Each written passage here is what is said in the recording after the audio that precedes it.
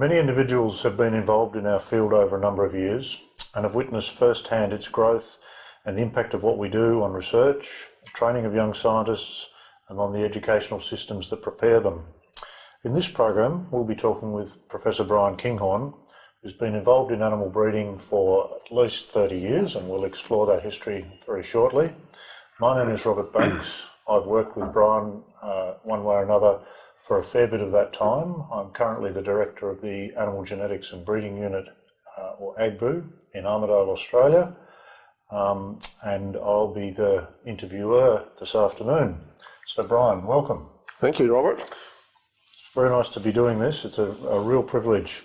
We've got some questions, and I think it'll be easiest for me, and I hope you, if we start off by following the questions, but I'm sure we'll move around that a little bit as we go. I imagine, yes. So could we start by you providing an overview of who you are, where you work, and the primary focus of your work? Well, you've already told our viewers that I'm Brian Kinghorn, and that indeed is the case. I work at the University of New England, one building down from yourself. That's in Armidale in Australia, and I'm holding a chair of quantitative genetics there. I've had that position for 30 years or so. In the last 15 years of my employment with the university, the funds have come directly from private industry, mostly to support my position, which has changed my pattern of operation. I've recently formally retired, actually nearly 2 years ago, and that's not because I wanted to run away from the business, but it's just a function of the way the pension system works. So I still have an office, and I'm still quite active at the university, working in the area of animal breeding and genetics, a little bit tangentially on plant breeding with some people, mostly animal breeding, a little bit on evolutionary genetics, as we've probably come to discuss, and the details of that can come around. But because I've got more freedom now, because I'm not being paid a salary, I can be more recalcitrant, and that actually brings a new dimension to my position. So the other half of me, I have a shed with a bunch of old cars and motorbikes, a car house and some machine tools, so I can make parts, and I enjoy doing that sort of work as well. So I've really got the two lives there. Thanks, Brian. I'm fairly sure the shed will come back in the course of this interview, and some of your many friends around the world will know what a wonderful shed that is, so we might come back to it and explore it a little bit and why it's come up at all. Oh, good fun. Can you tell us, how did you get interested in the field in the first place? Well, that goes a long way back. My grandfather used to take me fishing, and I became quite interested in aquaculture, because we went on occasions to the fish hatchery where they grew young rainbow trout for release. And I always had that interest in aquaculture and the potential for it to help feed the world, quite frankly. In those days, we're talking now about the late 70s, there were these grand plans to cordon off large areas in the sea and actually manage food chains, and that captured my interest. So that got me interested a bit in the food production side of things, although I trained classically in genetics, so more like molecular biology genetics. But I did travel at one stage in my life, ended up in Africa, ran out of money, and in order to get employment, well, I ended up using my classic genetics degree as getting into a beef cattle research station in what was Rhodesia. And so that was my introduction to animal agriculture, and that led on eventually to doing a PhD degree at the University of Edinburgh, going to Norway, where I stayed for 3 years. We can describe that. But that was really the introduction. So I'm a city boy, not a farm boy, and I came into agriculture from the direction I've described, and it's been a good thing. Just to help the viewers, you've clearly got an accent, or at least from my perspective, you've clearly got an accent, and you just mentioned your grandfather and the fish in the streams and so forth. Where were you born and grew up? I was born in Paisley in Scotland, and I grew up there, and my grandfather was from the Mull of Kintyre, so that's where. You might also notice something else about my accent. I've got a bit of an issue with sinus at the moment, so hopefully that doesn't spoil the production too much, and I may cough a little during this interview, but so behind it all there's a bit of a Scottish accent, mongrelized by Australian and all that sort of thing. Yeah. So Brian, you told us that you did some genetics at University, I think. In Glasgow, yes. And then you found yourself in Rhodesia working in beef cattle. Yes. And can you tell us a little bit how your career's unfolded since then? Well, I could take a little step backwards because there is an important point that if on finishing university, I worked for the Upjohn Company as a veterinary rep. And that was a sales position, but in actual fact it was quite a technical sales position. And so I was visiting all the veterinary surgeons in Scotland and Northern Ireland. And I think that actually coloured my interest in this area to some extent, because I've enjoyed working with industry and working with people who've got motivated in those directions. I was a deckhand on a cargo ship for a while, and that's what brought me out to Rhodesia. Okay. Yeah. And so from there on, I think you mentioned that you went to do a PhD. So tell us a little bit about that, and then the path onwards to the present day. Well, my wife and I, as she turned out to be, went to Australia before I did a PhD, and that, in actual fact, introduced us to CSIRO, a good research organisation in Australia, and we visited a couple of groups, and that lasted for a number of months or half a year, before going back to Edinburgh to do the very good course they've got there in quantitative genetics and animal breeding. But that was rather quickly commuted to doing a PhD in my old interest of aquaculture, so sitting in Norway. Sat in Norway for 3 years, and part of my work there, employed by the research organisation at the university in Ås, south of Oslo, was working with rainbow trout in the north of Norway, doing essentially looking at the food conversion efficiency and genetic parameters related to that. So that was my Edinburgh PhD. Okay. Now, something deep in my memory tells me you got something like 2 simultaneous PhDs. Is that a fantasy or is that true? No, it is actually true. There was a difficulty with my PhD because of being remote and the cost of maintaining that with fees. And so I actually jumped over and went onto a track to do the Norwegian higher doctorate, the Doctor of Agriculture. But then Edinburgh said, no, you can actually do this remotely and we'll make it affordable for you. So I ended up doing both. So on different subjects, it would have been easier if it had both been the same. Yeah. So I worked essentially in the crossbreeding theory in 2 different areas in there, working in the Doctor of Agriculture. And that, in actual fact, led to a couple of areas where I'm still active. So that was actually a seed of bringing me forward through my career, was the work, particularly, not so much on the aquaculture side, and I still have some involvement in aquaculture, always have, but there are 2 areas in my Doctor of Agriculture which have sustained me to some extent through my career. Just a couple of questions about the time in Norway then. People who know you will know that you've got a gift for mechanical improvisation and solution. Is there something that you were involved in with the feed conversion testing of salmon? Did you invent something or improve somebody else's equipment? Yes, well, no, I made the box, and I've always enjoyed working with my hands, so I got involved with doing that in collaboration with the physics department for making some components. And the box was a machine that continuously sampled water from 33 different sources of them. So that was, it's actually 35, so 33 tanks of fish, each containing a full sieve family of fish, and 2 of the channels were freshwater.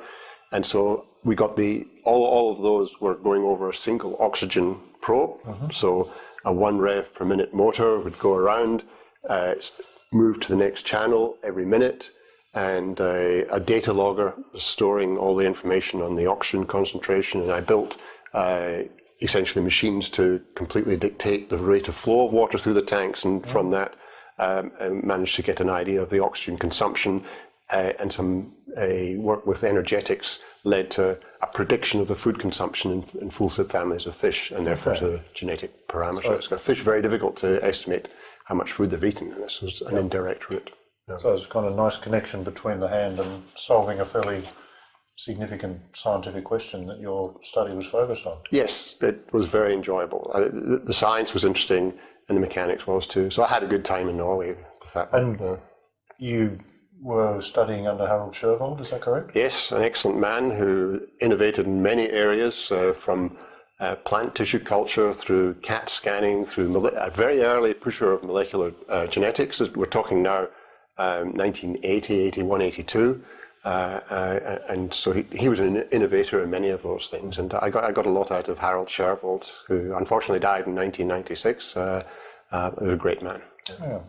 Okay, so from finishing your two doctorates between Norway and Edinburgh, what did that lead to? Well, for the doctorate of agriculture, I did two areas of work. One was looking at fitting models of epistasis, that's the interaction between genes, in quantitative data. There were two particular problems that prompted this work to go ahead. One was how to stock lakes, which were affected by acid rain in those days with all the pollution in Europe, how to stock them with different varieties of salmon and trout from up and down Norway. And this involved creating composite populations. And of course, when you do that, the interaction between genes becomes quite important because you get a breakdown of favorable epistatic interactions, which are held together within bred populations so that these genes are selected to work well with each other, and you're breaking that down. So, and how to predict the extent to which that is important in the face of dominance gain affecting heterosis. That was the one thing. The other was the breakdown of it was 17 small dairy cattle breeds in Norway to create the new Norwegian red cattle. Okay. And that also involved those sorts of considerations. So they brought that on, and I found that the classical plant breeding derived models of those things were highly parameterized and also may or may not reflect what's really happening biologically. So my models of epistasis from way back then were somewhat biologically inspired.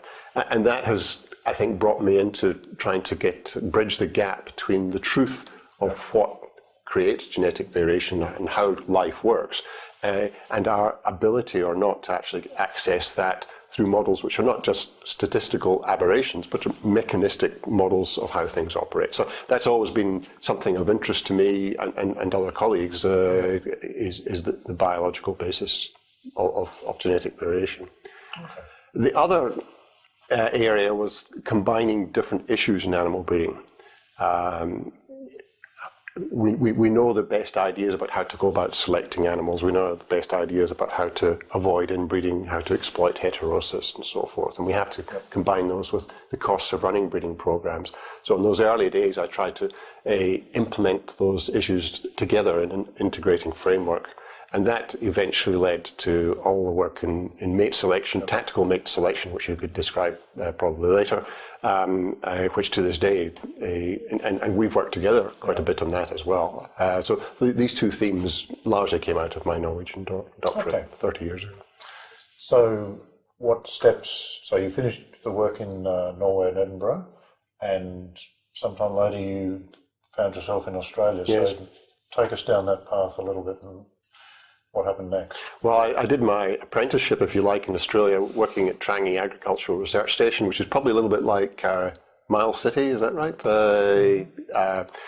Somewhat remote, some good people there, and working with sheep and beef cattle programs.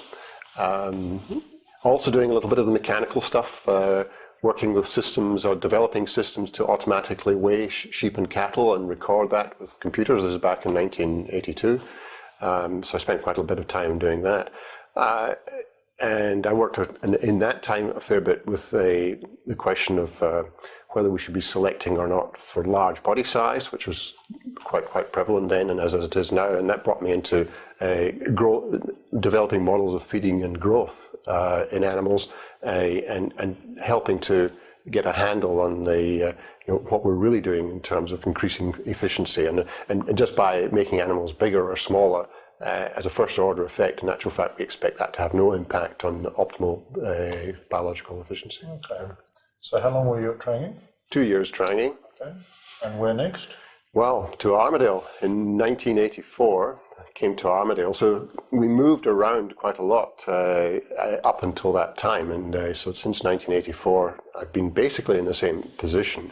But during that period, I've spent quite a bit of time with sabbaticals, and there was a period where we actually bought a house in Franklin, Kentucky, and I can describe why probably later, but we lived half the year in the States and half the year in Australia. So in actual fact, there was quite a bit of communication, and that made it bearable to stay in the one place, and it is quite a good place to stay at there.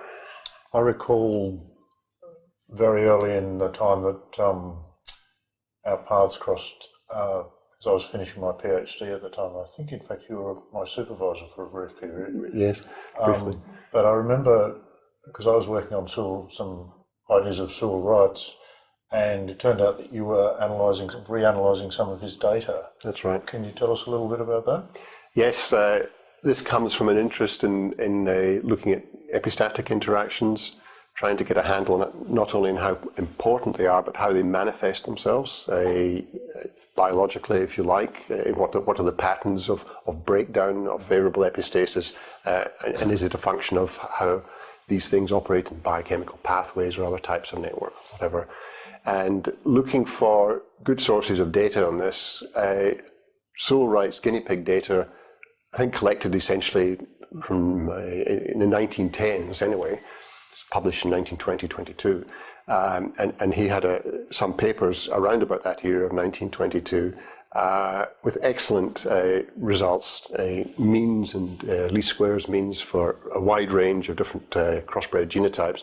And I communicated with Sewell Wright through James Crow, hoping to get access to the raw data, and there was some movement in that direction, but it turned out that in actual fact that was gone. And so that was a pleasure actually to work with those people, and so the work was done, and in actual fact the data strongly supported the additive model, as one might expect, because that reflects the covariance between parents and offspring. So it was very enjoyable. Yeah. Okay.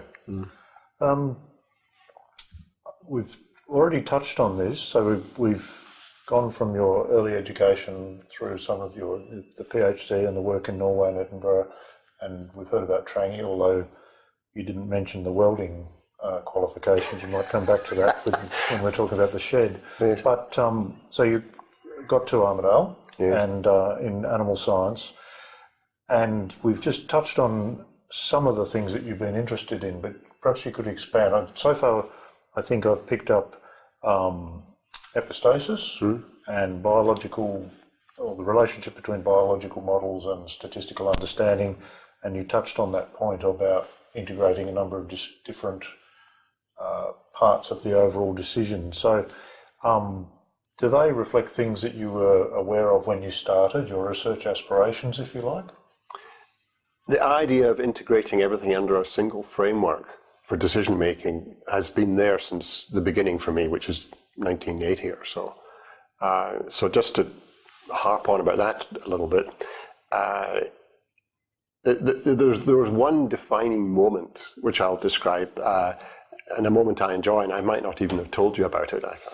It was sitting on a bus in 1983 on the way to Wageningen in Holland, having actually been to defend my Norwegian doctorate, and with my head against the window, and looking down, there's the road, and there's the grass going past, and the grass verge, and my mind was beginning to become nicely empty. And as that grass was going past, I started becoming a bit focused on this area we're talking about. And it was at that time, and I can remember it being at that time, I came across the concept of using simultaneous mate selection as a tactical framework to integrate everything. So and I've always thought that as researchers, we should actually have time to look out a window and empty our minds. And I think in the modern world, that is not as prevalent as it used to be. So as individuals, I think it's quite important to try and be protective, to give yourself the time to do that. And I think everyone has moments where you have some kind of a revelation. But I think to do that in a hothouse situation is rather difficult. I mean, there are two ways you can do that sort of thing. One is, like we are now, sitting around debating, and people feed off each other, and something can evolve from that. But the other is to be on your own and to be quiet and just think. Very important. So that in natural fact was a defining moment, and then those ideas came through the World Congress meeting at University of Nebraska-Lincoln in 1986. That's right.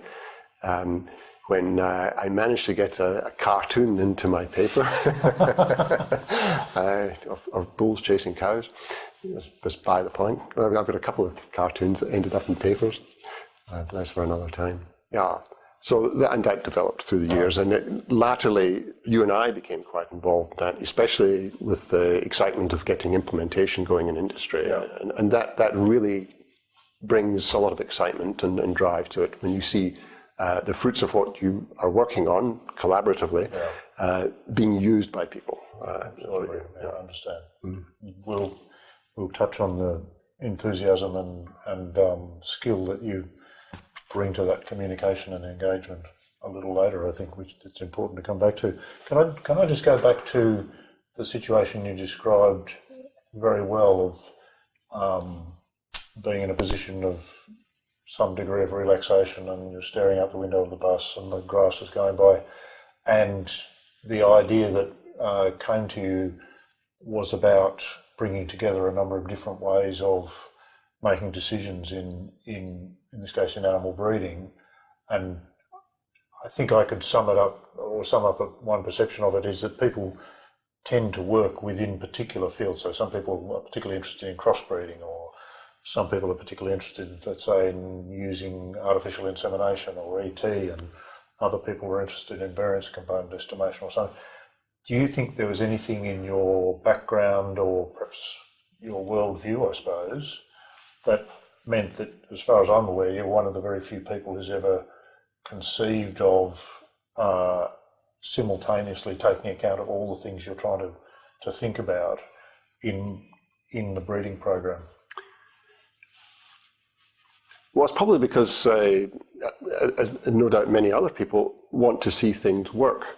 And in animal breeding, as a community of scientists, we've probably been a bit guilty of crunching numbers and then giving those numbers to breeders and saying, go ahead and do something with those. And the actual real decisions as to what to do, they're left without guidance, because you don't use the numbers in an extremely simple way. There are many issues which are come to bear, including things like logistics and costs in the program. And my impression is that we have actually tended not to fill that gap. And that's a gap which I've enjoyed thinking about filling. So that's probably a motivation. And that, of course, has to involve a very comprehensive view, where you think of everything from quarantine barriers to costs of operation to the paddock sizes and so forth. So you've got to think of all those things, as well as the technical genetic things and the theory behind managing diversity and creating genetic game. But in actual fact, it turns out to be moderately simple, because you shy away from the problem of making these things compete with each other. You can think of a selection index where we have traits competing with each other, and we use economic modeling in order to give a basis for them. And so we can be quite rational about that. But when you try and make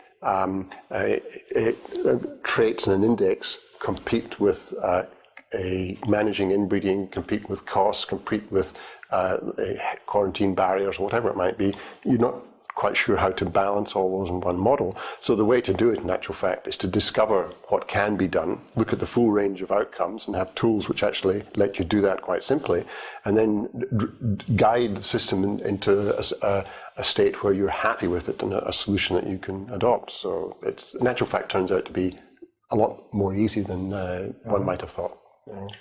Can I explore this for a little bit further, because I think it is reasonably unique in the field that someone's thought about this and done a very great deal to provide tools that solve it. And having been listening to you so far this evening, I'm kind of struck by two strands which maybe came together, but I'll suggest it to you, and you can refute it or expand.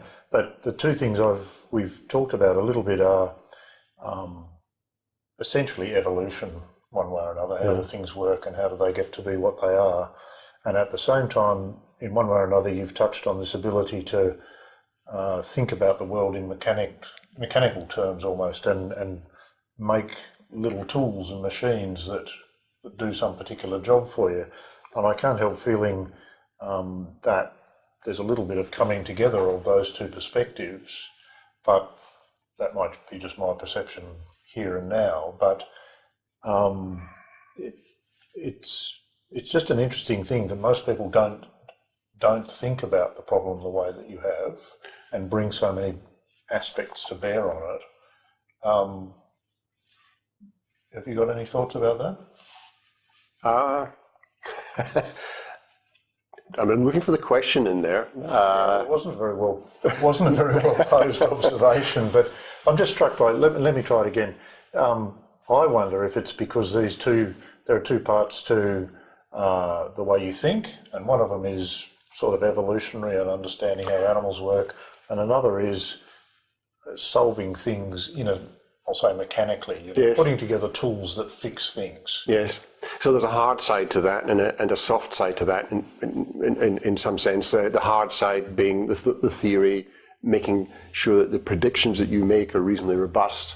And the soft side of that is where you cannot calculate what the best actions are to take. You've got to find them. And that's what I mean by soft. You find them. Of course, that brings us on to the use of evolutionary algorithms, which we've both enjoyed over the last 10 or more years, which are tools for finding things most efficiently. And that really sits well with our strong feeling about how evolution works, how it has an absolutely wonderful ability to create complexity out of simplicity. And we can use that in solving our problems as well as we're borrowing from biology in doing that. So that's the soft side of it. We can usurp the requirement to have a whole lot of theory which tells us exactly what we should do, because it's extremely difficult. We find what we should do. So that's the soft side of it. Just expanding on that, because the idea of things that have stimulated your professional growth is one of the things we should touch on. And I think you just described, it sounds almost as if you stumbled on the fact that evolutionary approaches could be used to solve the problems of applied evolution. That's probably a bit glib, but is that one of the major things that has stimulated your intellectual and professional growth, and what are some of the others? Well, just on that one, it all started with going to the shop to buy a motorbike magazine in Fort Collins in 1997. And I also bought a Dr. Dobbs algorithm booklet, and there was differential evolution laid out in a simple, and within a few days I'd coded that up. Although some of us, yourself including, had discussed the concept of genetic algorithms, had done a little bit of playing with it. But that actually has opened up a whole range of activities, because we've got an enabling technology. Yep. Because we realize we can solve complex problems, that leads us to actually look at complex problems. And one of the things which we've worked on is optimizing production systems in order to optimize mating dates, stocking rates, dates of transfer to feedlots. There's been a program which we've both been involved in doing that, which we'd probably not have thought of doing anything like that because we didn't have the enabling technology. But another one, this I think largely comes from being prompted by Peter Fennessy, now working at Abacus in New Zealand, asking me in the 1980s if I could help to find QTL, because there are all these QTL beginning to be discovered. And it's another thing that we've been involved in together. That led me to use information to seek a situation where we could, without any genetic markers, make inference that there's a QTL segregating in a population, because the pattern of resemblance between relatives is not quite the same from a polygenic system as from a single QTL. and we can use pedigree information to pull these things apart. Actually, surprisingly good resolution for QTL of moderately strong effect. That led me into the whole area of segregation analysis, estimating the probability of carrying different genotypic configurations as a function of genotyped relatives, where you're not genotyped, or even phenotypes on individuals, as we used in that so-called Find Gene project. So that's another area which led me with essential input by Richard Kerr, you might recall, to develop the GeneProp program, which is now used in Australia quite widely by the Angus Association so that they can publish genotype probabilities for genetic defects.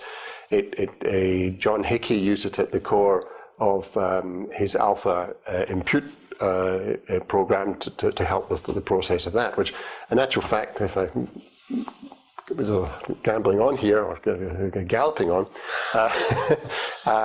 another push which I personally got was from reading the paper of Augustine Kong on long-range phasing. This is more recently, probably 5 years ago or so, and giving that to the journal club that we had in Armadale.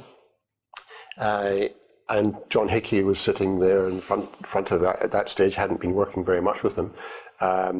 We both got very excited about the potential in this, and we both worked on it, and he's the one who galloped away largely with that to do long-range phasing in a particular way as we developed, and that led on to the imputation work and so forth, which has been another one of these. So I think we can probably all trace back areas of our activity to some kind of an origin. And a lot of it is to do with people sitting down with each other, but some of it is sitting on your own. The thing that strikes me there is that the way you've described it, at least, it's almost like happy accidents occurred, and for one reason or another, it's like the seed falling on fertile ground. So you saw an article about differential evolution in a magazine in a bicycle shop and played with it, and something occurred to you while listening to a seminar that led to long-range phasing and so forth. This is partly, I guess, a personal observation. Once an idea has, I guess, sparked your interest, my impression is that you then pursue it creatively, but I would say with almost like first principles approach to working out the answer. My observation is that you don't rely on other people very much. You work out the answer for yourself. Is that a fair comment, do you think? I think so. One observation I make is that if you want to create the solution to a problem, and if that, as many of these things do, if that involves coding, because you're going to have to create some kind of a computational basis to exercise your theories and so forth, then to have a scientist with a programmer sitting beside that scientist, I think is very inefficient, because the communication between the scientist and the programmer, in actual fact, is a bit of a slowdown. So if it's the same person, that speeds things up. And I've always had that feeling, and I've always enjoyed doing my own coding, and I think that's an essential feature, one which is to a fair extent actually being lost as we move forward with more packages available and so forth. One could actually go further back in that and say that one of the things that's probably being lost is the ability to work with pen and paper. I think some of the greatest minds in our business did their work with pen and paper and thought of beautiful things that worked well, sometimes very elegant and simple, and some the simplest things are often the best. And I find I got a lot of inspiration from people like that. And then we moved more to banging it into a computer, but writing it from first principles in our own code. And maybe we're losing that to something we actually need to pay attention to, is ability for people to be independent. As a military helicopter flies past, ability to be independent in our thinking and bringing our thoughts through to useful outcomes as well. Okay. That's just prompted in my mind something that I think many of your colleagues and former students would make particular note of, is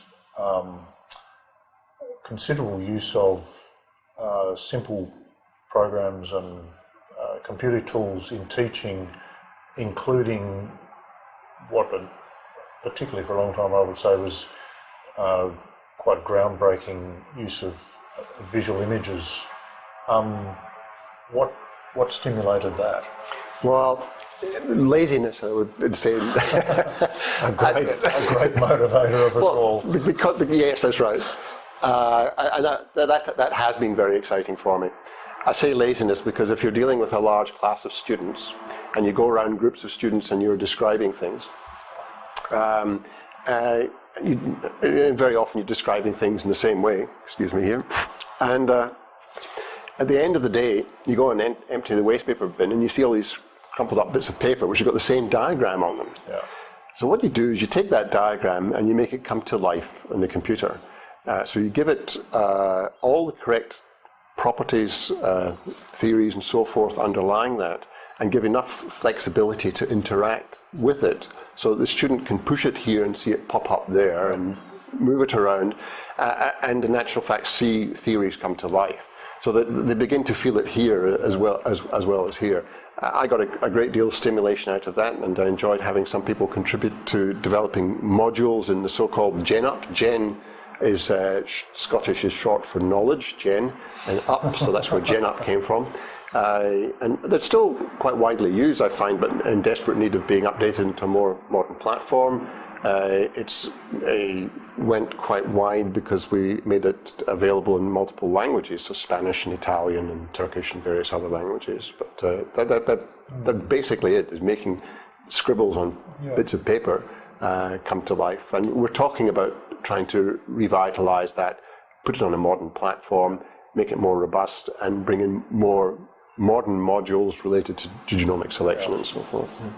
I suspect that many of the students, at least today, probably won't have any conception of, in fact, what a radical break it was to be interacting with software that, was showing you the result visually, not just numbers, going literally from chalk on a blackboard to a computer that you interacted with that showed you something about development of heterosis or whatever. It was quite radical at the time. Let me move on to we've talked a lot about what you've done, and I tried to touch on how you think about problems and how you tackle them, and we've touched on the teaching.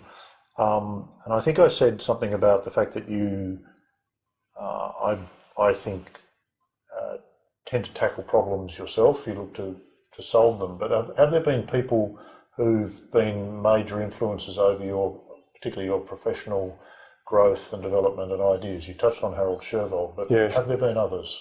Yes. The one group of people you call the pen pushers, perhaps. I saw Alan Robertson, who was my supervisor for the aquaculture work, although I was unfortunately in a different country for much of the time. But the time I did spend with him, he's a very inspirational, intelligent man. It was a very interesting history. Charlie Smith, John James, I think I've got these guys written down here, and Bill Hill. People who use their heads before they dash to the keyboard, perhaps, and I got a lot out of these people for specific concepts and so forth, but also the way that they operate, and I think that was very important. I got a great deal of support and encouragement from Harold Shervold, and topically for UNL, through correspondence with Harold in the early work on the epistasis with Gordon Dickerson, and that was at the beginning of my PhD work, and that was very exciting to be working with good people like that, and actually enjoyed spending time with Gordon on other occasions as well. I would say my colleagues in Armadale, we make a point of stopping and having a cup of coffee in the morning and also at lunchtime. So we stop for a considerable period of time actually in the day and sit down and discuss things and have arguments. And I think that's absolutely critical. So Julius van der Werf, yourself, particularly working with industry, as we have done before, and the excitement that brings, and for inspiration in understanding of how to work with biological systems, actually, Cedric Gondreau, who well, we could talk a fair bit about the work that he's done on recreating networks. We worked with the lac hopper on in E. coli because it's nice and easy to work with, obviously, and that's like a small step towards what could ultimately be done, but that's rather challenging, of course. So I think it's very important to actually have a work environment where you can sit and communicate with people and get excitement is critically important. You know, to have money chasing after ideas is a bit of a problem because people feel they will put in an application like this. The thing to do, in actual fact, is devoid, quite apart from the attraction of funding, is to actually get excited about something which can be applied, and what the excitement is in the application, develop it to a certain stage, and then go and get funding for it. That's a much better recipe for success than, oh, they've got some money over there. What do you think we could do? Maybe we'll try that.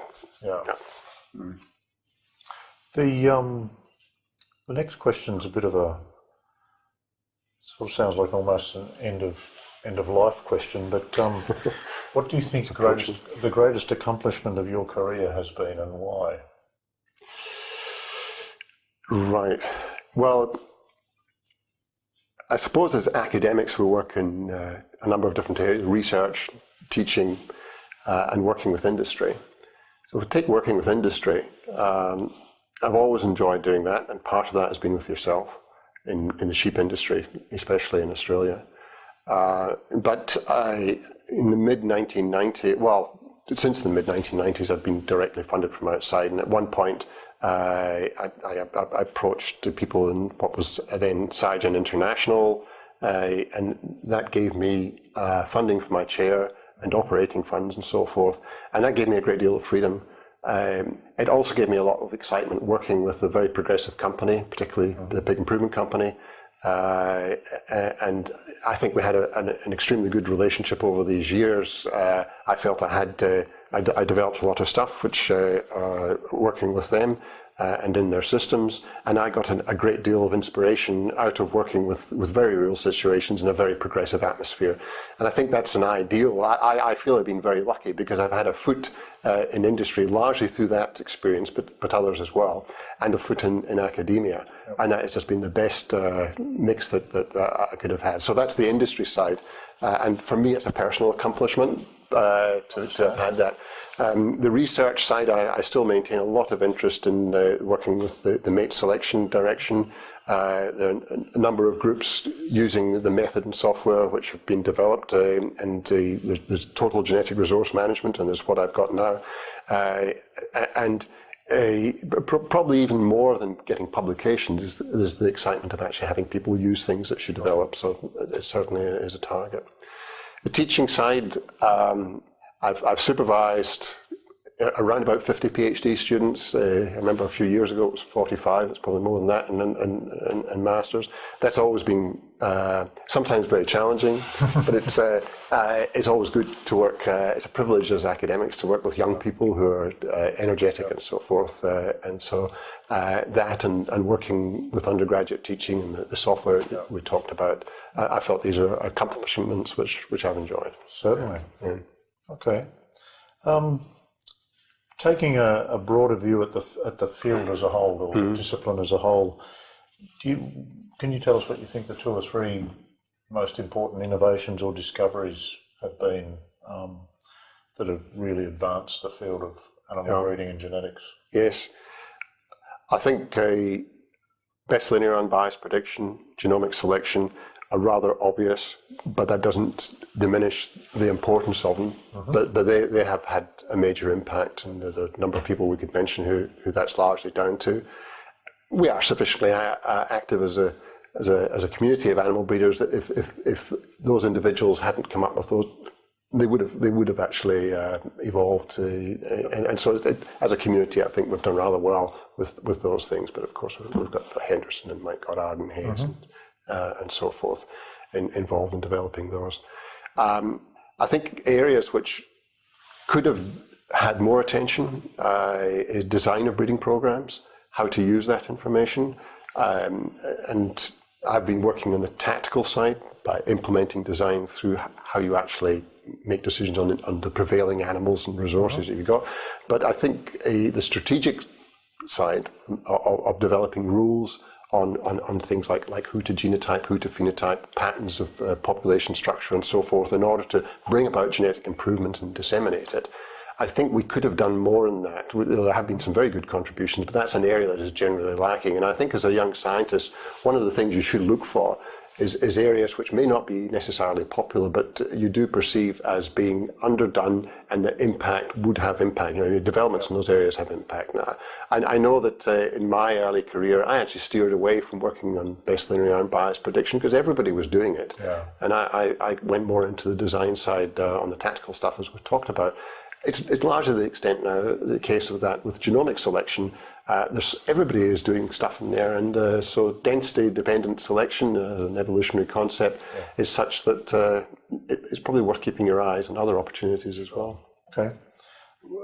The last formal question is, how do you want to be thought of within the profession? Do you have any ideas on that? Well, that bloke. Can't remember his name anymore. I think probably rather than for any individual sort of things, probably more for breadth, breadth rather than depth.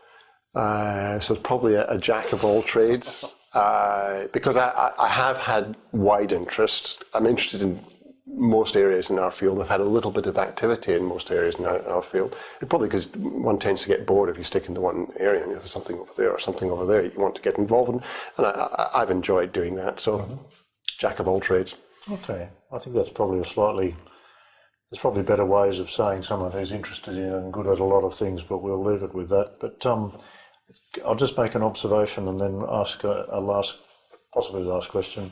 I thought it was really neat the fact that you talked a little bit about Alan Robertson as your PhD supervisor, and that's almost going back to the founding generations of the discipline, really, in the last 80 to 100 years, and you obviously interacted with Sewell Wright, which is absolute bedrock territory. By remote control. And I'm sure many people would have a reasonable agreement with seeing you as one of the people who really spread the field out from the first couple of generations. So, but there's a lovely continuity back to almost that exactly the founding fathers.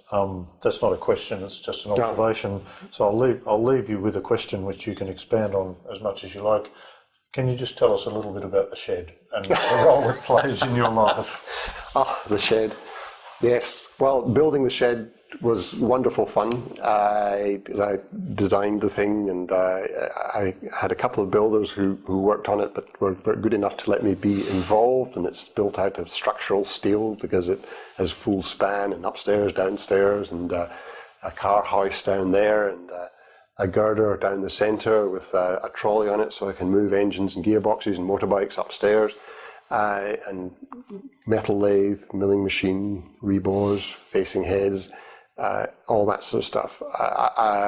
It's just a pleasure, in actual fact, to take something to bits and then put it back together again and with new parts and so forth, and be surprised that it actually works. So a constant fiddler. So I'm very happy when I'm there, but I'm also very happy and I enjoy going to the office probably 3 days a week, and that life continues as well. Yeah. I'm lucky.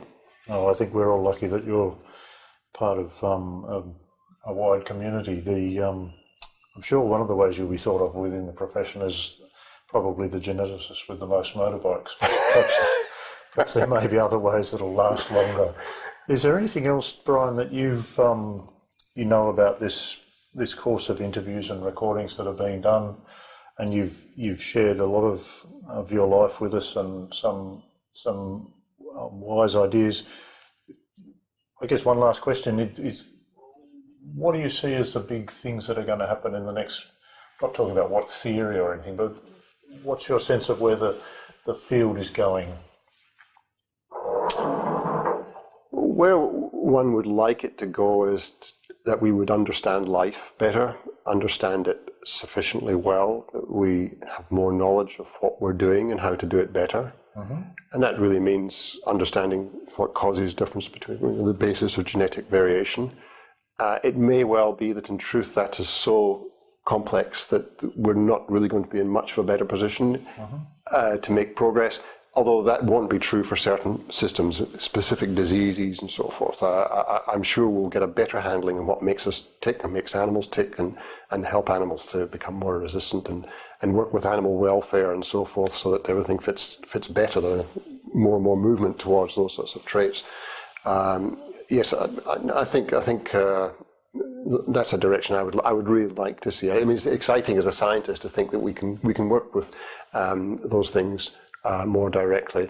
In many ways, a quantitative geneticist is not really a geneticist, because we pretend we know what's happening, but life is very different, and that to some extent is a bit disappointing. Right. But it's probably inevitable. Okay. To some extent. Thanks very much, Brian. I think that was a wonderful story, and it's been great for me to be a colleague, and I hope I've done a reasonable job of bringing your story out this evening. Oh, you relaxed me beautifully, Rob. Thanks very much. We'll probably do a bit more of that over a beer just now. Absolutely. And thank you for everything. Cheers. Yeah. Thanks, Brian. Yes, thank you.